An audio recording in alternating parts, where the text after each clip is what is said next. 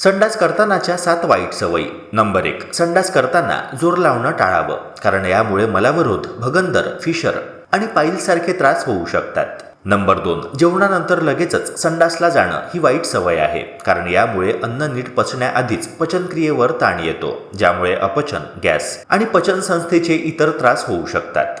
Number 3. संडास करताना mobile बघणं ही वाईट सवय आहे, कारण त्यामुळे तुम्ही तिथे जास्त वेळ बसता, ज्यामुळे पोटावर ताण येतो आणि त्यामुळे पाईल्स, फिशर किंवा मलावरोधासारखे त्रास होण्याची शक्यता वाढते. नंबर 4. संडास करताना तंबाखू खाणं किंवा सिगारेट ओढणं शरीरासाठी अतिशय घातक आहे, कारण यावेळी शरीर नाजूक अवस्थेत असतं आणि निकोटीनचं शोषण अधिक प्रमाणात होतं, ज्यामुळे हृदयावर ताण येतो आणि पचनसंस्थेवर वाईट परिणाम होतो. तसेच दीर्घकाळात कर्करोगाचा धोका सुद्धा वाढतो. नंबर 5. संडास आल्यावरही वेळेवर न जाणं ही शरीरासाठी अपायकारक सवय आहे, कारण त्यामुळे मल आतड्यांमध्ये साठतो, पचन बिघडतं आणि कालांतराने मलावरोध, गॅस, अपचन आणि पाईल्ससारखे त्रास निर्माण होण्याची शक्यता वाढते.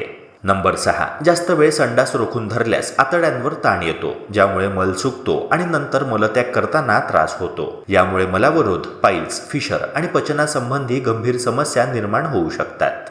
आणि नंबर 7. संडास झाल्यावर व्यवस्थित हात न धुणं ही अतिशय धोकादायक सवय आहे, कारण यामुळे हातांवरील जीवाणू अन्नात किंवा शरीरात प्रवेश करून जंतुसंसर्ग, जुलाब, उलट्या आणि विविध पोटाच्या विकारांना कारणीभूत ठरू शकतात.